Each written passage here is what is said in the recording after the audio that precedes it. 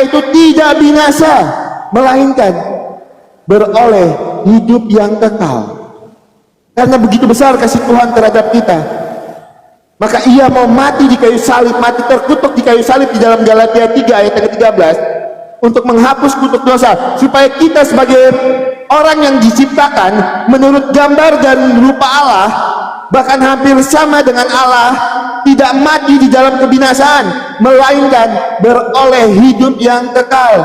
Maka dari itu 1 Korintus 6 ayat yang ke-20, Tuhan Yesus menghapus dosa kita dengan darahnya yang mahal.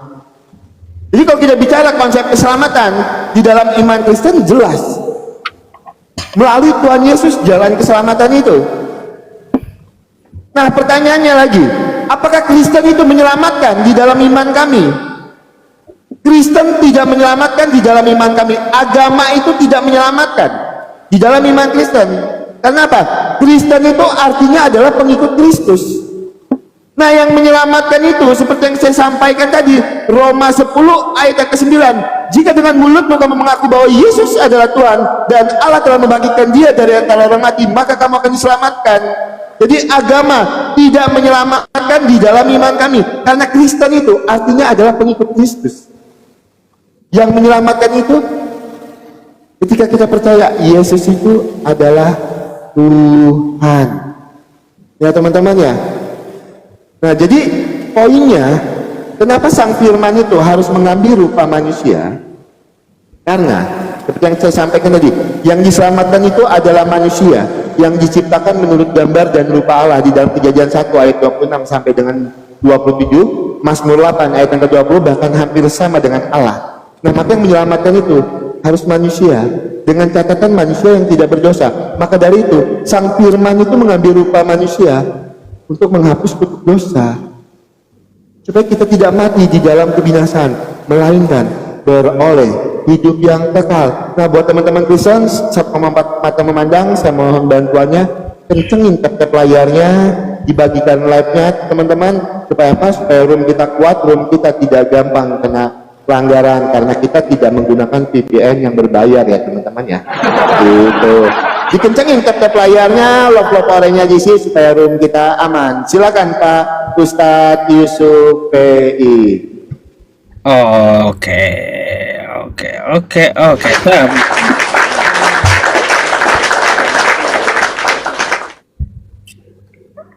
Bentar.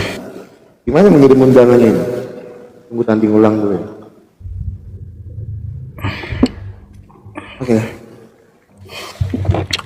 Oke teman-teman, assalamualaikum. Ya sebenarnya kita memang ada janji sama Bang Oki, tapi ini telat ya. Kita tadi jalan-jalan dulu ya teman-teman. Nah ini kita penuhi janji dengan Bang Oki untuk berdiskusi dengan dia, karena ajakan awalnya mungkin Bang Oki juga kemarin ya, rasanya ngajak untuk nyambung gitu ya, untuk nyambung membahas tentang masalah keselamatan.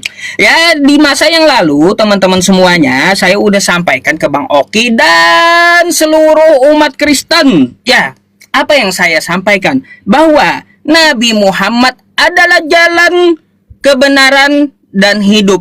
Tidak akan sampai kepada Tuhan semesta alam tanpa melalui Nabi Muhammad. Ya.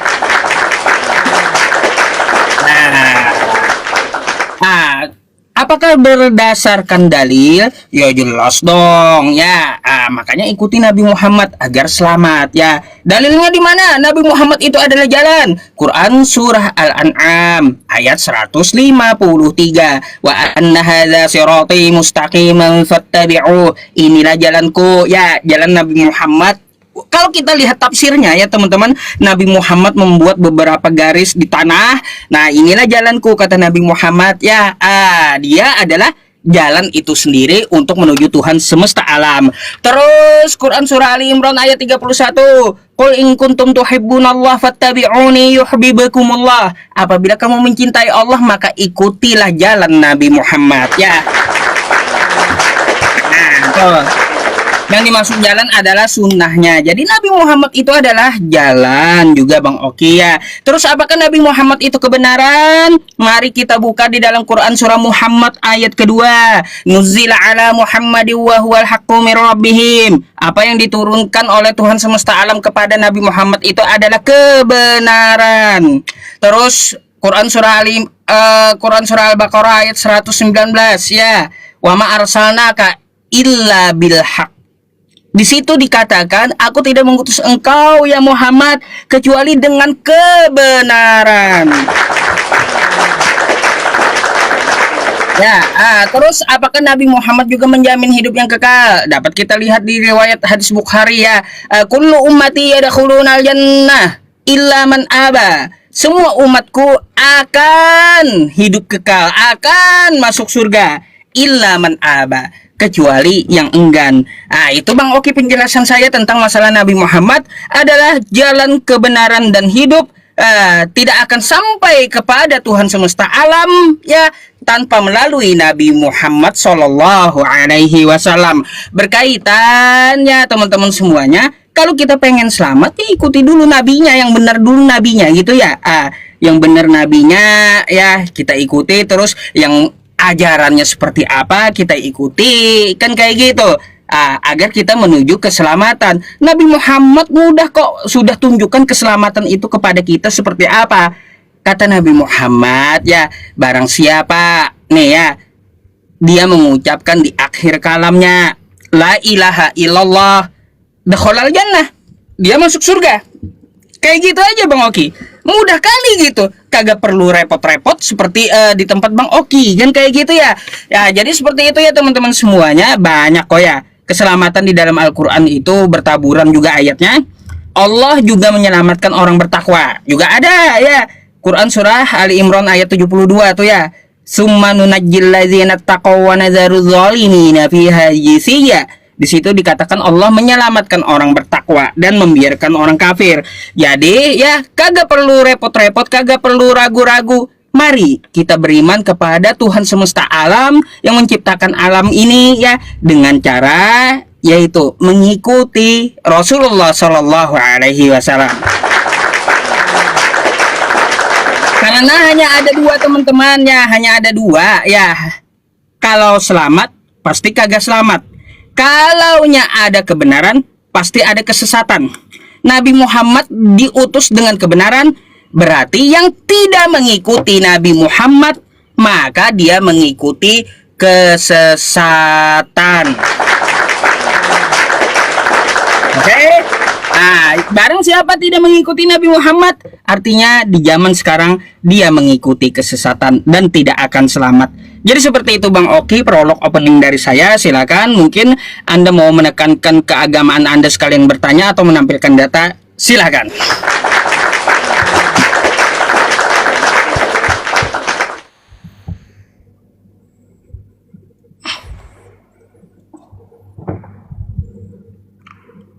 Katanya ngarang bebas saya teman-teman.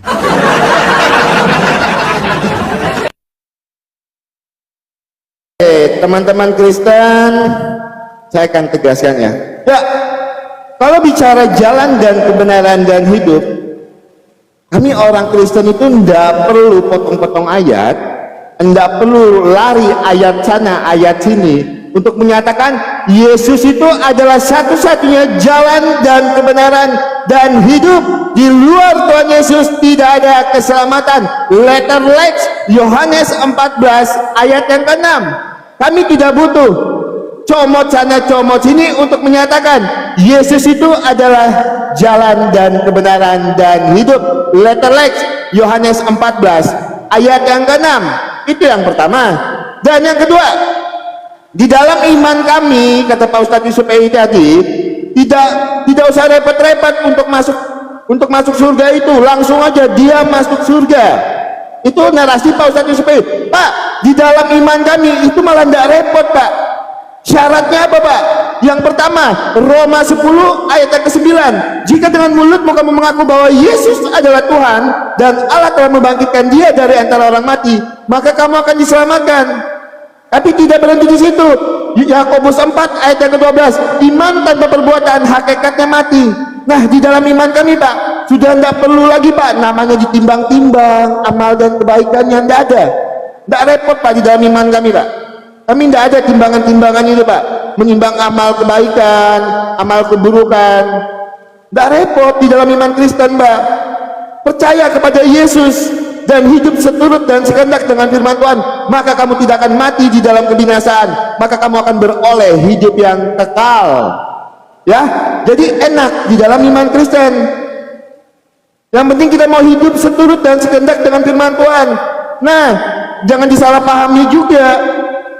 Ketika kita sudah mengaku Yesus itu adalah Tuhan dan Juru Selamat, terus kita boleh hidup seenaknya, kita mabok, berzina, yaitu kita tidak akan diselamatkan.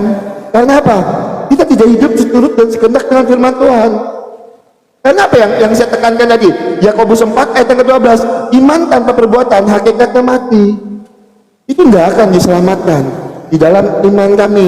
Ketika kita beriman, kita harus hidup seturut dan sekehendak dengan firman Tuhan. Oke, saya mau tanggapi apa yang menjadi pernyataan Pak Ustadz Yusufi.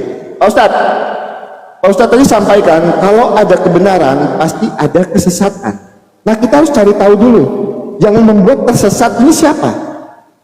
Yang membuat tersesat ini, coba saya boleh bukakan di dalam Quran 19 ayat yang ke-53. Quran 19 ayat yang ke-53. Biasanya kan kita itu tersesat untuk oleh siapa? Oleh iblis ya teman-teman ya. Sekarang kita buka di dalam Quran 19 ayat yang ke-53. Sebentar, bukan itu teman-teman. Sebentar, mohon maaf ya, sebentar. 83. Nah, sebentar Pak Ustadz, saya salah datanya ya. Quran 19 ayat yang ke-83. Tuh, Pak Ustadz sudah bantu ya teman-teman ya. Oke.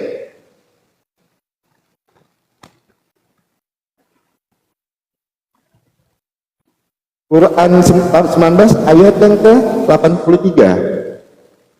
Tidaklah engkau memperhatikan bahwa kami telah mengutus setan-setan kepada orang-orang kafir untuk benar-benar menggoda mereka berbuat maksiat. Nah, yang menggoda kita itu siapa? Setan. Setan itu ternyata diutus oleh siapa? Nah, siapa yang membuat kita berdosa? Itu yang pertama. Nah, yang kedua, pertanyaan saya kepada Pak Ustadz. Pak Ustadz, adakah di dalam iman Pak Ustadz itu masalah takdir? Takdir itu sudah ditetapkan atau tidak di dalam iman Pak Ustadz? Bisa dirubah atau tidak? Itu poin pertanyaan saya. Masalah Quran 19 ayat 83 tadi, itu tidak terlalu ini ya. Yang jadi poin pertanyaan saya, takdir di dalam iman Pak Ustadz itu sudah ditetapkan atau tidak? Bisa dirubah atau tidak takdir itu? Di dalam iman Pak Ustadz Yusufi itu berbicara masalah takdir. Itu yang jadi poin pertanyaan saya. Teman-teman Kristen kencengin yuk ketik layarnya, boleh teman-teman bantu saya? Sebentar, 3 detik lagi ya. Oke.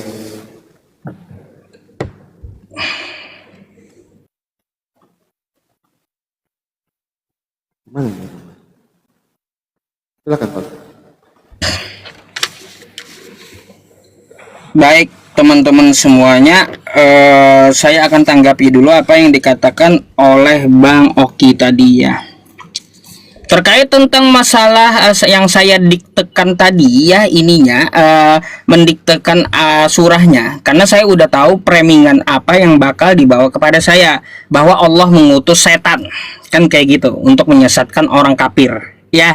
Nah, apakah betul Allah mengutus setan untuk menyesatkan orang kafir? Gini Bang Oki ya, kita lihat di Al-Quran saya itu bukan cuma satu ayat Maryam 83 saja. Tadi saya ada membacakan Quran surah Al-Baqarah ayat 119 ya, yang bunyinya wa ma arsalnaka illa bil haq, tidak kami utus engkau ya Muhammad kecuali dengan kebenaran. Tuh ya, tuh, jadi ada dua. yang diutus oleh Tuhan di sini. Ya, apa itu? Yang satu Tuhan mengutus setan, yang satu Tuhan mengutus kebenaran. Oke?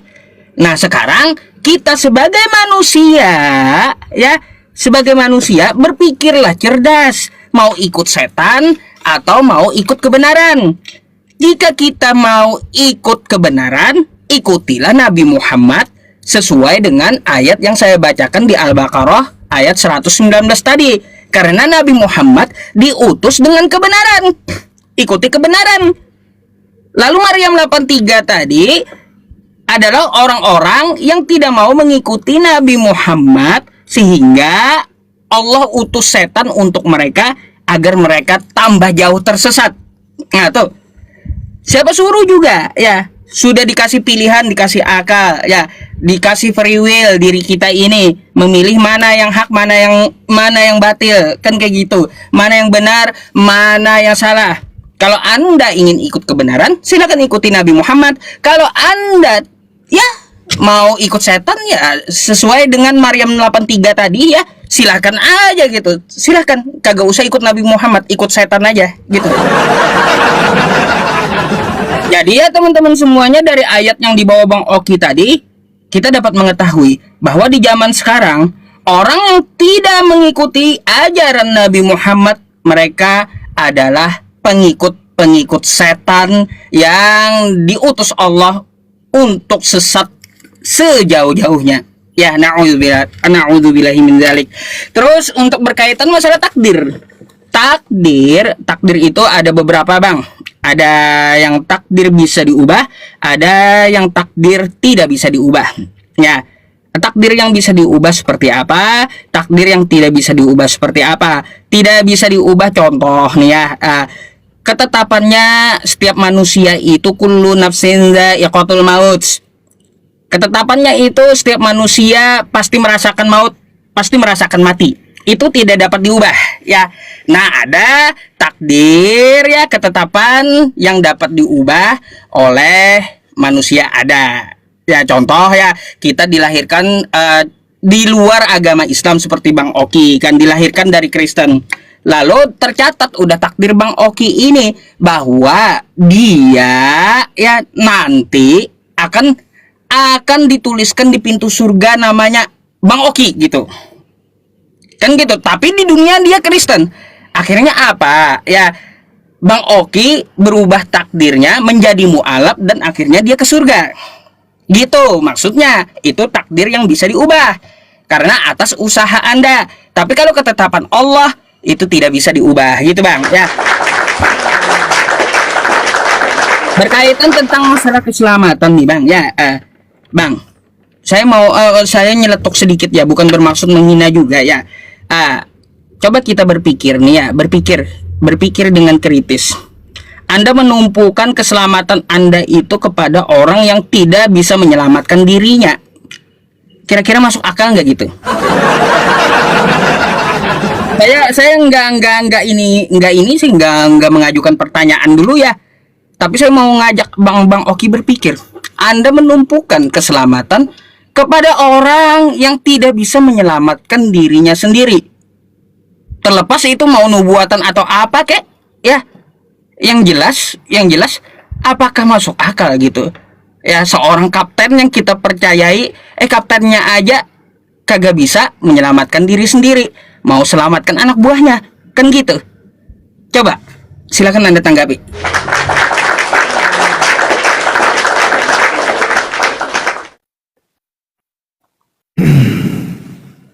Oke, teman-teman kencengin tap-tap layarnya biar lebih semangat kita ya. Oke, masuk akal nggak sih kita itu menumpukan keselamatan kita ini kepada orang yang tidak bisa menyelamatkan dirinya sendiri? Tuhan Yesus itu mati dan bangkit di hari yang ketiga. Tuhan Yesus mampu mengalahkan kuasa maut. Siapa bilang Tuhan Yesus tidak mampu menyelamatkan dirinya sendiri? Kenapa cerita akhirnya itu selalu dipotong? Tuhan Yesus mati dan bangkit di hari yang ketiga, dan itu menjadi landasan kami sebagai orang Kristen percaya Yesus itu adalah Tuhan dan Juru Selamat. Makanya kami percaya dan kami mengimani, meyakini kalau Yesus itu adalah jalan dan kebenaran dan hidup. Dan cuma Yesus yang bisa menyelamatkan. Seperti yang tertulis di dalam Yohanes 3 ayat yang ke-17. Yohanes 3 ayat yang ke-17. Yohanes 3 ayat yang ke-17. Sebab Allah mengutus anaknya ke dalam dunia bukan untuk menghakimi dunia, melainkan untuk menyelamatkan oleh Dia. Tuhan Yesus itu datang ke dunia ini untuk menyelamatkan. Jadi kami percaya betul Tuhan Yesus mati dan bangkit. Itu cerita akhirnya, mati dan bangkit di hari yang ketiga. Dan itu menjadi landasan kami percaya Yesus itu adalah Tuhan dan Juru Selamat. Di luar Tuhan Yesus tidak ada keselamatan. Oke, Pak Ustadz Yusupei. Pak Ustadz Yusupei tadi bernarasi, kita sebagai manusia berpikiran mau ikut kebenaran atau kesesatan. Nah ini malah bahaya lagi kalau Pak Ustadz bernarasi seperti itu. Oke Pak Ustadz, di dalam surat An-Nahl sebentar ya, An-Nahl 93, Quran 16 ayat yang 93, kita ini sebenarnya sudah ditetapkan gak sih? Oke. Seandainya Allah berkehendak, niscaya Dia menjadikanmu satu umat saja. Akan tetapi Dia menyesatkan siapa yang Dia kehendaki dan memberi petunjuk kepada siapa yang Dia kehendaki berdasarkan kesiapannya untuk menerima petunjuk. Kamu pasti akan ditanya tentang apa yang kamu kerjakan. Pertanyaan saya, seperti apa saya menggunakan free will saya ini? Seperti apa saya menggunakan kebebasan saya ini ketika saya ini ditetapkan untuk disesatkan? Loh, seperti apa saya bisa menggunakan free will saya kan? Ketika saya sudah ditetapkan untuk disesatkan. Nah, ketika Pak Ustadz bilang tadi kalau takdir itu dapat diubah, nanti saya minta datanya Pak Ustadz, di mana takdir itu dapat diubah. Sekarang saya tunjukkan kepada Pak Ustadz di dalam Sahih Bukhari 3157. Sebentar ya. Sahih Bukhari 3157 derajatnya sahih, saya bacakan. Rasulullah bercerita, Nabi Adam dan Nabi Musa berdebat. Ini berdebat nih antara Nabi Adam dan Nabi Musa. Nabi Musa berkata kepada Adam, kamu adalah Adam yang dosa-dosamu telah mengeluarkan kamu dari surga. Nabi Adam membalas, kamu Musa yang telah Allah pilih dengan risalah dalam kurung ajarannya, dengan kalimat firman-Nya, lalu kamu menyalahkan aku atas urusan yang telah ditakdirkan atasku sebelum aku diciptakan. Sebelum diciptakan itu Pak Ustadz sudah ditakdirkan Pak Ustadz kalau Adam ini berdosa. Di dalam Sahih Bukhari 3157. Maka kemudian Rasulullah bersabda, Nabi Adam telah mengalahkan Musa dalam perdebatan 2 kali dengan 2 hujah yang tegas. Nah, ini juga saya nggak tahu nih, Nabi Adam dan Nabi Musa itu kok bisa berdebat? Apakah hidupnya sejaman antara Nabi Adam dan Nabi Musa itu kok bisa berdebat? Tapi di sini Pak Ustadz jelas sekali takdir itu sudah ditetapkan bahkan sebelum diciptakan. Nah, yang jadi pertanyaan saya, ketika Pak Ustadz bernarasi takdir itu dapat diubah, saya minta data dan dalilnya. Di mana tertulisnya kalau takdir itu dapat dirubah? Pak Ustadz Yusupei, buat teman-teman Kristen kencengin ya tap layarnya. Terima kasih banyak. Bentar.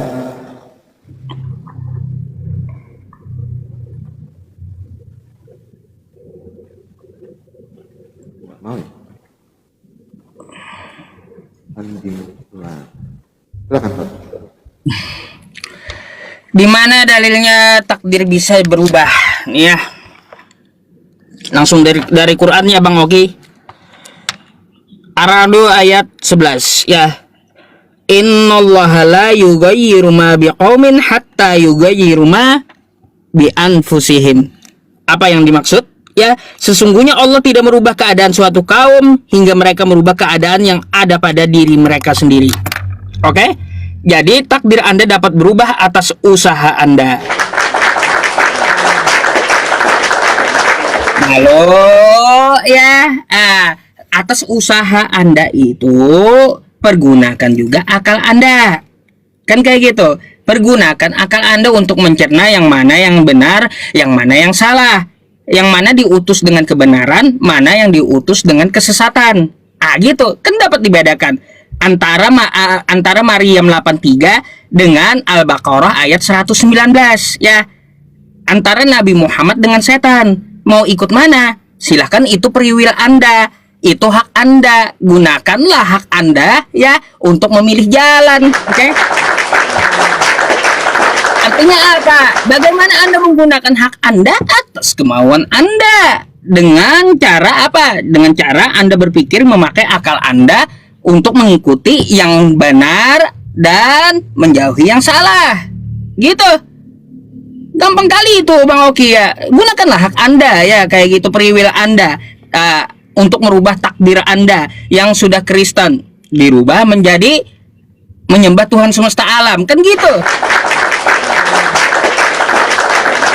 Nah gitu. Untuk masalah kesesatan ya Bang Oki ya, saya udah jabarkan kepada Anda tentang masalah Maryam tadi ya, masalah kesesatan. Saya hanya ingin bertanya kepada Bang Oki dulu ya, menyambut pembukaan Bible nih ya, yang mau saya permasalahkan. Ada di sini Bang Oki. Sebentar ya.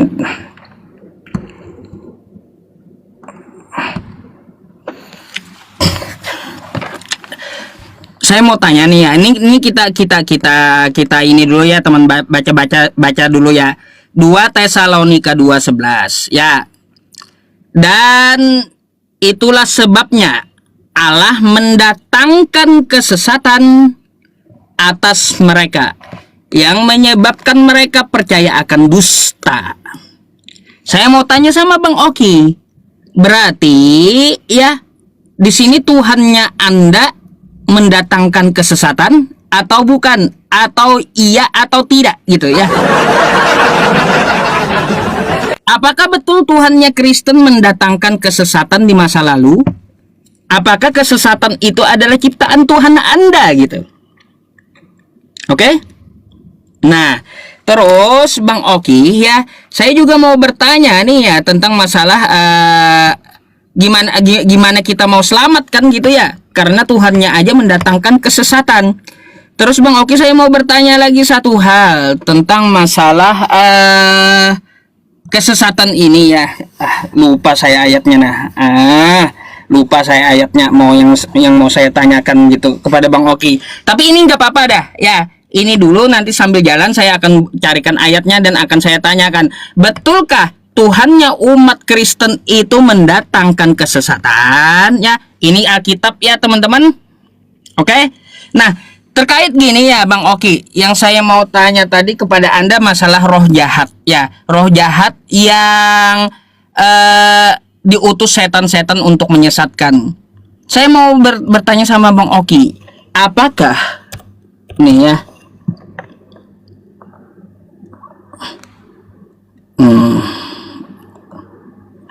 apakah Bang Oki, apakah roh jahat juga adalah utusan Tuhan Anda? Ya. Nih, roh jahat ya, tetapi roh Tuhan telah mundur daripada Saul dan sekarang ia diganggu oleh roh jahat. Roh jahat dari mana? Yang daripada Tuhan. Oke? Saya mau tanya, betul nggak Tuhan Anda mengutus roh jahat? Coba silahkan Bang Oki dijawab dan diterangkan ya. Dalilnya di mana? 1 Samuel 16:14, 2 Tesalonika 2 nomor 11. Oke? Silahkan dijelaskan sama saya. Thank you.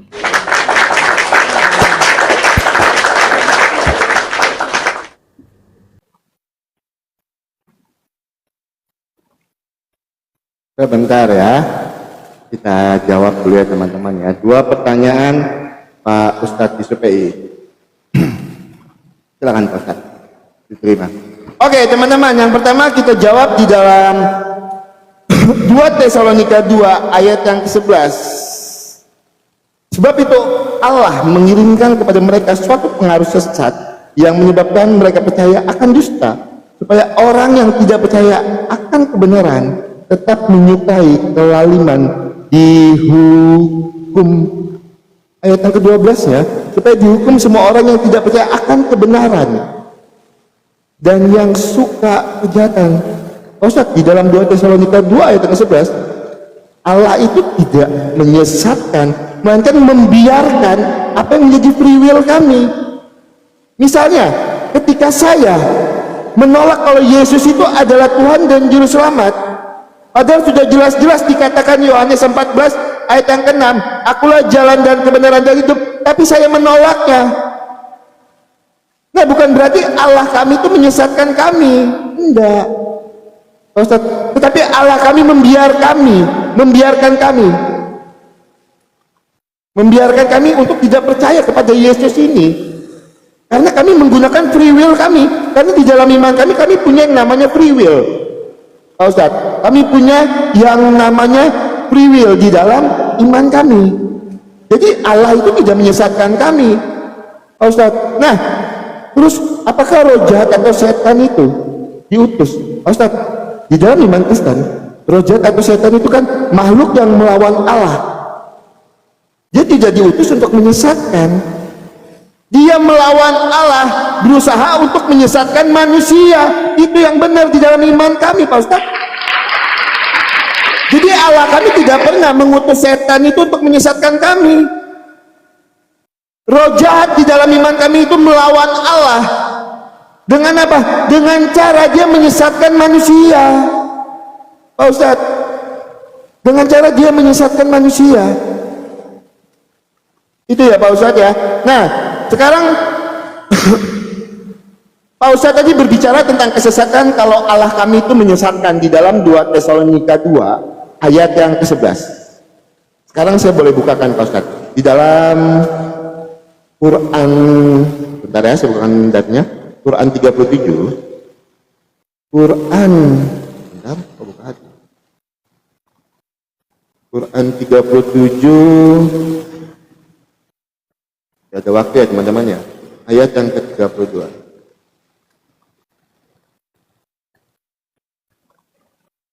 Tolong jawab ini Pak Ustaz ya. Surat Asap ayat yang ke-32. Kami di sini siapa? Nanti tolong Pak Ustaz jelaskan. Kami dalam kurung mengakui telah menyesatkan kamu. Sesungguhnya kami sendiri orang-orang yang sesat. Nanti tolong jawab Pak Ustaz. Kami di sini siapa Pak Ustaz? Orang-orang yang sesat ini. Di dalam surat Asap ayat yang ke-32. Kami dalam kurung mengakui telah menyesatkan kamu. Diakui Pak Ustadz telah menyesatkan kamu. Sesungguhnya kami sendiri orang-orang yang sesat. Yang saya tanya, kami di situ siapa Pak Ustadz yang mengakui telah menyesatkan kamu? Ya Pak Ustadz ya, tolong Pak Ustadz bantah. Nah, Pak Ustadz tidak menanggapi masalah free will tadi Pak Ustadz, surat An-Nahl ayat yang ke-93. Seperti apa kita bisa menggunakan free will kita ketika di dalam An-Nahl 93 kita sudah ditetapkan untuk kita sudah dikehendaki untuk disesatkan. Seandainya Allah berkehendak, dia akan menyesatkan siapa yang dia kehendaki dan memberi petunjuk kepada siapa yang dia kehendaki. Terus seperti apa penggunaan free will di situ? Tolong Pak Ustadz jelaskan ya. Nanti tolong Pak Ustadz jelaskan dua pertanyaan saya. Kami di dalam surat Asap ayat yang ke-32 mengakui telah menyesatkan kamu. Kami di situ siapa yang menyesatkan kamu itu? Ayat yang ke-32 ya. Terus pertanyaan yang kedua, seperti apa kita menggunakan free will kita ini ketika di dalam An-Nahl 93 itu kita sudah ditetapkan ya untuk disesatkan. Seandainya Allah berkehendak niscaya dia menjadikanmu satu umat saja, tapi dia menyesatkan siapa yang dia kehendaki dan memberi petunjuk kepada siapa yang dia kehendaki. Silakan Pak.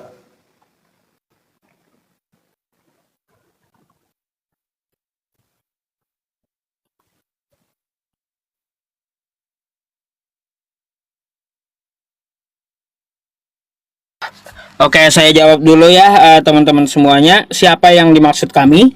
Ya, ini adalah pernyataan pemimpin-pemimpin kafir yang menyalahkan diri mereka sendiri karena telah menyesatkan pengikut-pengikutnya. Itu ya Bang Oki ya.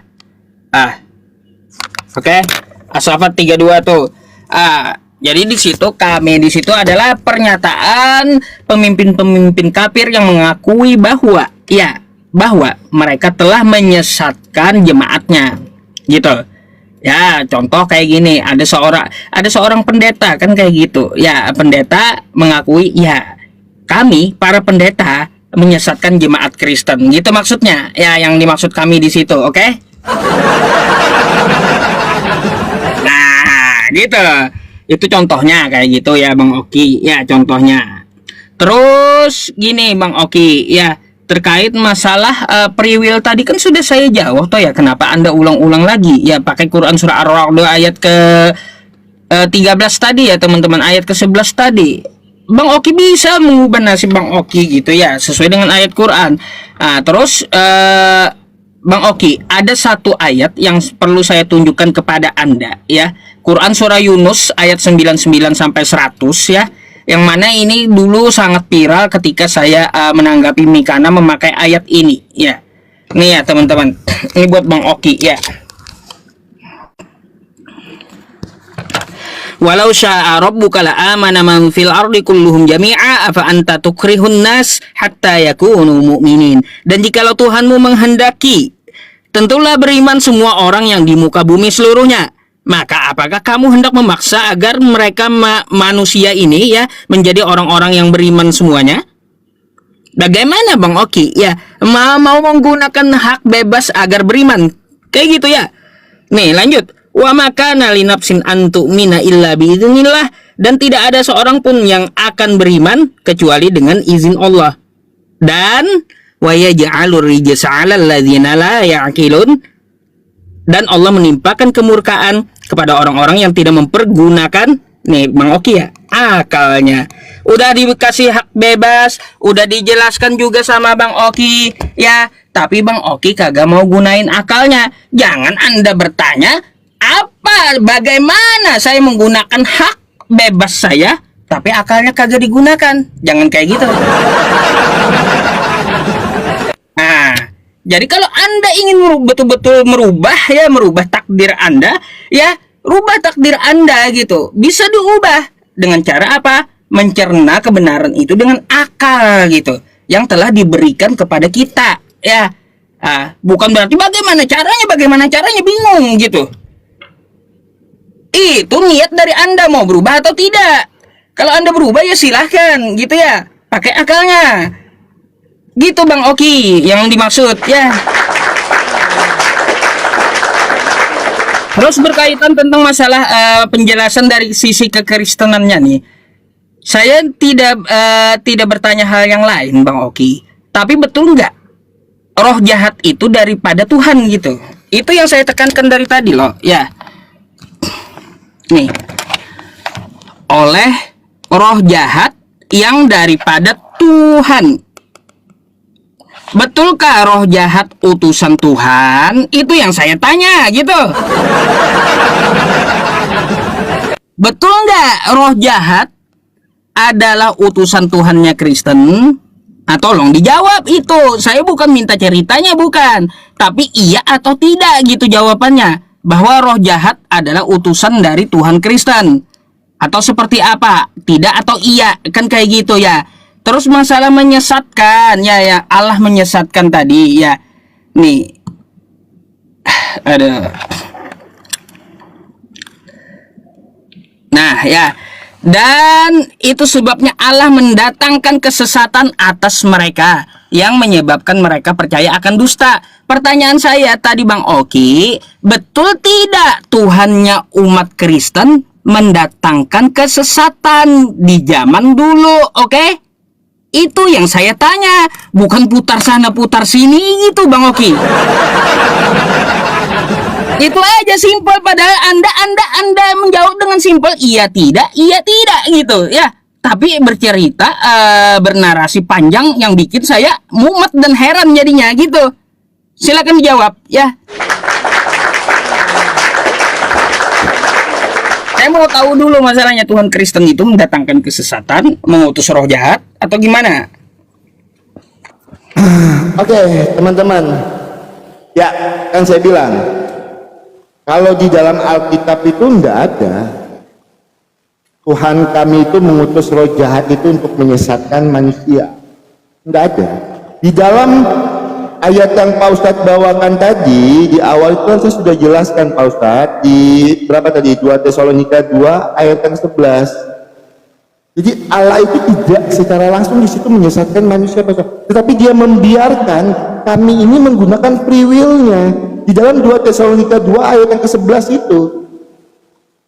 Kan saya sudah jelaskan tadi dengan Pak Ustadz. Makanya baca di ayat yang kedua, ayat yang ke-12 nah, seperti yang saya bacakan tadi. Ya Pak Ustadz ya, itu yang pertama. Dan yang kedua Pak Ustadz, 1 Samuel 16 ayat yang ke-14. Tetapi roh jahat telah mundur daripada Saul, dan sekarang ia diganggu oleh roh jahat yang daripada Tuhan. Pak Ustadz, roh jahat itu di dalam 1 Samuel 16 ayat 14 itu, roh jahat itu bukan utusan dari Tuhan yang di dalam arti positif utusan seperti itu Pak Ustadz. Enggak. Melainkan lebih sebagai konsekuensi dari penolakan Raja Saul. Pak Ustadz, penolakan Raja Saul terhadap perintah dari Tuhan. Dan Raja Saul ini menolak perintah dari Tuhan. Di dalam 1 Samuel 16 ayat yang ke-14 itu Pak Ustadz. Nah, konsekuensi yang dia dapatkan Pak Ustadz, itu roh jahat atas penolakan yang dilakukan oleh Raja Saul di dalam 1 Samuel 16 ayat yang ke-14. Itu Pak Ustadz ya. Jadi saya rasa jelas ayat itu berkata ya teman-temannya, bukan berarti Tuhan itu mengutus setan untuk menyesatkan, enggak loh. Setan itu Pak Ustadz, dia membangkang dari Allah. Dengan cara apa? Dengan menyesatkan umat manusia. Itu Pak Ustadz, dia mengadakan permusuhan dengan Allah dengan cara apa? Menyesatkan manusia. Bukan berarti Tuhan kami itu mengutus setan untuk disesatkan, enggak Pak Ustadz ya, enggak seperti itu. Nah, berbicara tentang keselamatan berarti kita bicara tentang keampunan. Kalau saya pribadi, saya tidak berpolemik terhadap pertanyaan yang menurut saya itu sudah terjawab itu, tapi silakan kalau ingin berpolemik di situ. Pak Ustadz, pertanyaan saya di dalam Ibnu Majah 987. Bentar, Ibnu Majah 987. Oke teman-teman, kita buka datanya.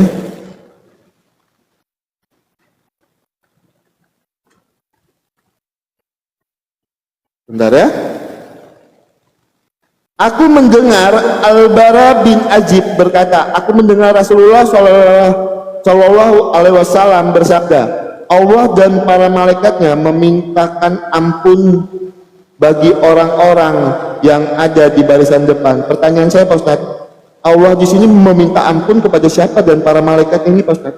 Kenapa Allah meminta ampun? Memintakan ampun untuk siapa? Allah dan para malaikatnya memintakan ampun bagi orang-orang yang ada di barisan pertama. Memintakan ampun untuk siapa ini Pak Ustadz?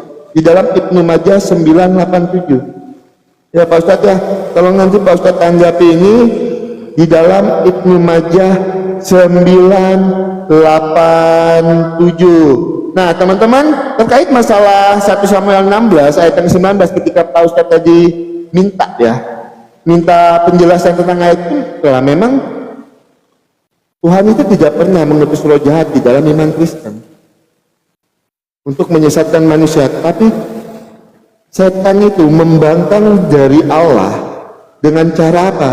Dengan cara menyesatkan manusia. Itu di dalam 1 Samuel 4:16 ayat yang ke-14, terus di dalam 2 Tesalonika tadi Pak Ustadz, Allah kami itu tidak menyesatkan Pak Ustadz.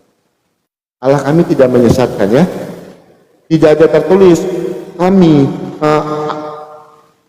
Allah menyesatkan iblis, siapa yang dia kendaki. Enggak ada tertulis seperti itu Pak Ustadz ya. Jadi harus dipahami konteks dalam Alkitab kami. Tidak pernah Tuhan kami menyesatkan kami sebagai manusia. Itu teman-teman Kristen dikencengin yuk 1,5 mata memandang, dikencengin tap layarnya. Tolong Pak Ustadz ya, Ibnu Majah 987. Allah meminta ampun kepada siapa di situ Pak Ustadz. Silakan.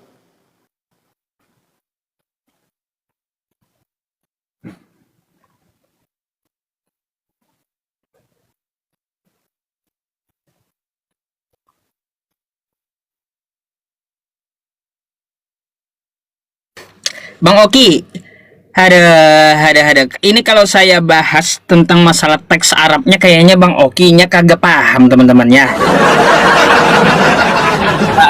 Ini sama kayak Al-Ahzab teman-teman ya. Setelah saya lihat yang dipertanyakan Bang Oki ini ya, deh. Innallaha wa malaikatahu yusholluna 'alas shaffil awwali. Ya. Kosakatanya innallaha wa malaikatahu yusholluna 'alas shaffil awwali. Ya, diterjemahkan apa di sini? Aku mendengar Rasulullah Shallallahu alaihi wasallam, Allah dan para malaikatnya memintakan ampun ya bagi orang-orang yang ada di barisan pertama dalam shaf salat, kan kayak gitu. Jadi di sini Allah ini meminta ampun sama siapa kata Bang Oki? Inilah terjemahannya teman-teman ya. Terjemahannya, padahal di sini Bang Oki ya gak ada di situ dikatakan memintakan ampun, yusollu itu bukan ampun.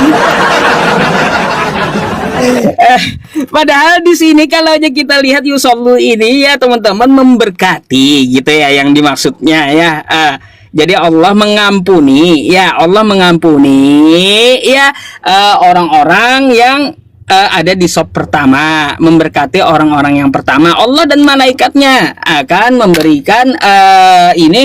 memberikan berkat ya kepada orang-orang yang melakukan sholat di shaf pertama.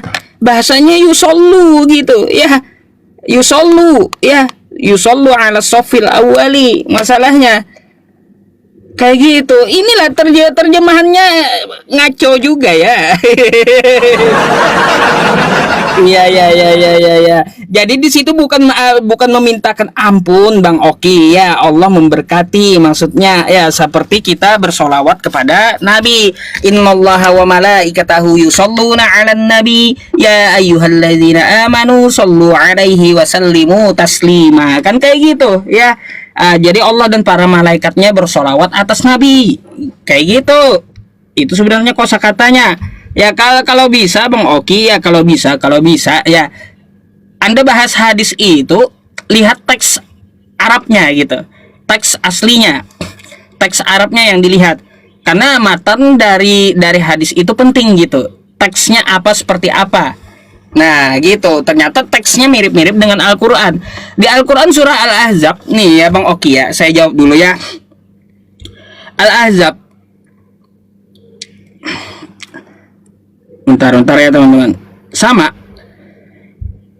Al-Ahzab surah ke Al-Ahzab, bentar ya, Al-Ahzab nih sama kosakatanya ini Bang Oki ya.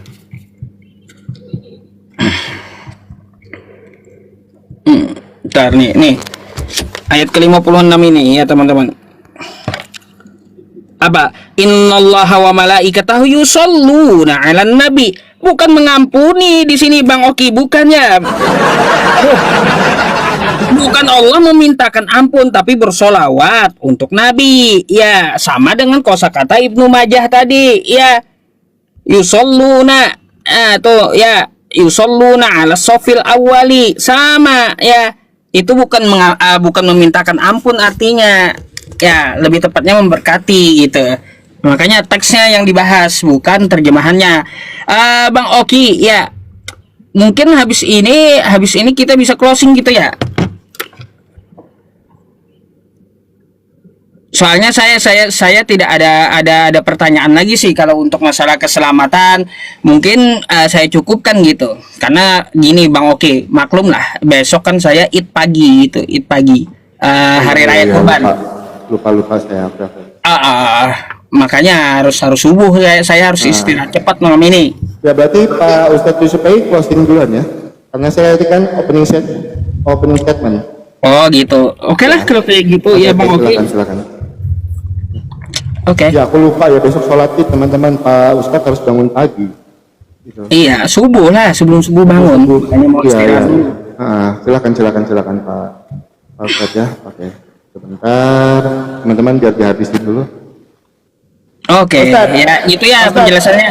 Cari tema yang menarik nanti Pak Ustadz, yang belum pernah dibahas sama sekali loh. Kan kita berdua ini udah hampir semua tema kita bahas kan. Cari tema yang menarik untuk kita diskusi minggu depan ya. Nanti kita atur. Manuskrip berani nggak? Apa Pak Ustadz? Manuskrip. Saya jujur aja, kalau bicara tentang manuskrip itu saya tidak menguasai. Iya, nggak usah. Saya harus mengatakan dengan jujur ya Pak Ustadz ya. Sebenarnya bisa aja, tapi tidak semua saya kuasai dan saya tidak mau membahas hal yang tidak saya kuasai tentang manuskrip. Gitu. Nah nanti juga bingung kalau bisa tentang manuskrip itu saya harus nyelorinnya kemana Pak Ustadz, bingung kan? Gitu. Iya. Bahaya soalnya. Ya Pak Ustadz ya. Oke silakan. Baik. Oke. Kalau gitu saya closing statement dulu ya teman-teman semuanya. Teman-teman semuanya terima kasih ya sudah menyimak sampai selesai diskusinya dengan Bang Oki juga gitu ya. Saya meminta Bang Oki untuk menyudahinya karena apa? Karena besok kan kita Id gitu ya. Saya pun sebenarnya hanya live streaming sampai jam 11 rencananya gitu karena mau istirahat teman-teman. Ya, sudah subuh Id Jumat 3 kali sholatnya besok.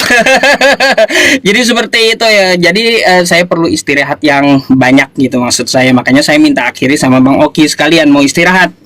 Jadi ya teman-teman semuanya, apa yang saya sampaikan kepada Bang Oki ya bukan bermaksud untuk menghina juga gitu ya, tapi untuk bahan sebagai penambah wawasan dan agar mau Bang Oki belajar dan memikirkan gitu ya tentang masalah priwil, terus juga tentang masalah takdir gitu.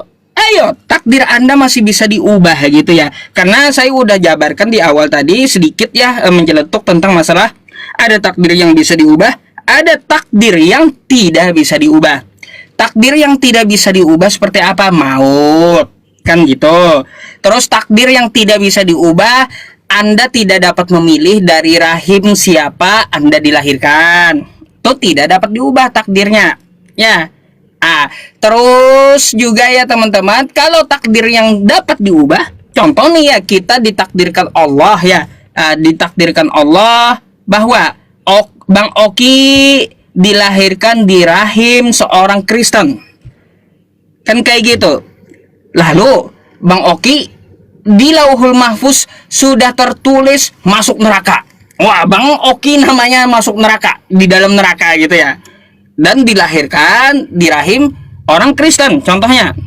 Apakah yang tertulis tadi ya, takdir yang tertulis tadi masuk neraka itu dapat diubah? Bisa, atas usaha kita. Gitu. Usaha kita merubah takdir kita sehingga yang masuk neraka tadi dapat dihapus menjadi masuk surga karena dia mu'alaf. Kayak gitu takdir yang dapat diubah. Jadi teman-teman semuanya ya, terkait tentang masalah Bang Oki tadi menyatakan juga priwil saya gunakan seperti apa. Terus harus bagaimana? Ya gini Bang Oki ya, kita digunakan ya, nih akal, digunakan akal kita gitu untuk mencerna mana yang baik, mana yang buruk, terus mana yang benar, mana yang salah. Kan udah dikasih modal kita oleh Tuhan gitu, kan kayak gitu. Ya tinggal Anda saja, tinggal memilih Anda mau ikut yang sesat atau mau ikut yang hak. Nah, jadi seperti itu Bang Oki penyampaian saya. Ya, saya hanya menyampaikan ke Bang Oki tentang masalah sebenarnya bukan keselamatan sih ya malam ini temanya tepatnya, tapi lebih ke masalah kontekstual konsep atau doktrin keagamaan gitu ya, lebih ke situ daripada tema keselamatan. Jadi seperti itu Bang Oki, mari kita rubah gitu takdir kita, karena Quran surah Ar-Ra'd tadi Allah menyatakan Allah tidak akan merubah suatu kaum kalau kaum tersebut tidak merubahnya. Artinya apa? Ya, kagak mungkin Anda dapat Pajero di rumah kalau Anda kagak kerja. Kan gitu. Nah, gitu. Anda belum punya Pajero. Ya, Anda ingin ubah takdir Anda untuk mempunyai mobil Pajero. Ya udah, usaha, ikhtiar gitu, kumpulkan uangnya, tabung, beli Pajero. Maka Allah akan kabulkan gitu. Ya, Bang Oki, jadi seperti itu untuk masalah takdir. Ada yang dapat diubah, ada yang tidak dapat diubah. Terima kasih atas diskusinya Bang Oki ya, atas diskusi malam hari ini ya. Saya mohon maaf kalau ada kesalahan atau kekurangan dalam penyampaian ataupun kosakata yang menyinggung gitu ya. Terus juga jadikanlah yang kita diskusikan ini sebagai bahan pelajaran, penambah wawasan dan ilmu gitu ya, bukan sebagai ajang hujatan gitu ya teman-teman semuanya. Jadi Bang Oki, mungkin itulah closing statement dari saya. Intinya terima kasih dan semoga kita selalu dalam lindungan Tuhan semesta alam ya. Terus juga semoga kita ya diberikan jalan hidayah untuk berpikir mana yang benar, mana yang batil. Jadi seperti itu Bang. Oke.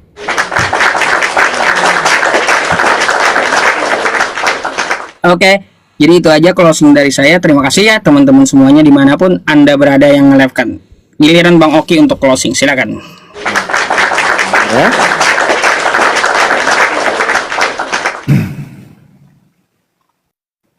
Sebentar, silakan diterima. Oke, buat teman-teman Kristen, sebelum saya closing statement, saya mau sampaikan buat teman-teman Kristen, stop typing kabur di bawah ya. Tidak ada kabur-kaburan diskusi itu teman-teman. Stop kalian typing kabur. Pak Ustadz Yusupei hidupnya tidak selamanya di TikTok, dan saya pun hidupnya tidak selamanya di TikTok. Ya kalau salah satunya besok ada kegiatan yang harus diakhiri live ini. Stop buat teman-teman Kristen typing kabur ya. Tapi kalau saya biasanya kalau minta berhenti nih dari Pak Ustadz, dari Bang Nandar, habis live itu banyak tuh typing kabur gitu. Tapi stop buat teman-teman Kristen, karena besok beliau sholat Id dan beliau harus bangun subuh ya teman-temannya. Oke, bicara tentang penyesatan tadi teman-teman, Tuhan Yesus, Allah itu di dalam iman Kristen tidak pernah mengutus iblis untuk menyesatkan manusia. Yakobus 1 ayat 13. Sebab Allah tidak dapat dicobai oleh kejahatan dan ia sendiri tidak mencobai siapapun. Yakobus 1 ayat 13. 1 Yohanes 3 ayat 8. Siapa yang berbuat dosa berasal dari iblis, karena iblis berbuat dosa dari mulanya. Untuk inilah anak Allah menyatakan dirinya, yaitu untuk membinasakan perbuatan-perbuatan iblis. Nah, jadi Tuhan Allah itu tidak pernah mengutus iblis untuk menyesatkan manusia. Karena apa teman-teman? Iblis itu menyesatkan manusia, dan iblis dianggap sebagai musuh Allah. Dia memberontak dengan Allah, maka dari itu dia menyesatkan manusia.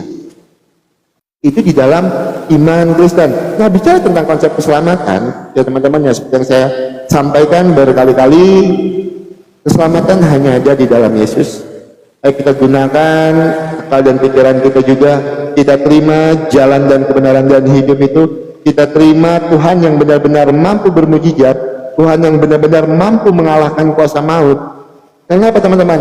Saya pribadi, saya nggak akan percaya kalau Yesus itu adalah jalan keselamatan dan hidup. Ketika apa? Ketika Tuhan Yesus itu tidak mampu bangkit di hari yang ketiga, ketika Yesus itu tidak mampu mengalahkan kuasa maut, maka saya nggak mau percaya. Tapi ketika kebangkitan Tuhan Yesus di hari yang ketiga, maka saya percaya kalau Tuhan Yesus itu adalah jalan dan kebenaran dan hidup. Kalau Tuhan Yesus itu adalah jalan keselamatan. Kenapa? Tuhan Yesus mampu mengalahkan kuasa maut. Nah, kalau Tuhan Yesus sampai detik ini teman-teman masih ada di kuburan dan tidak mampu mengalahkan kuasa maut, maka saya juga tidak akan percaya Yesus itu adalah jalan dan kebenaran dan hidup.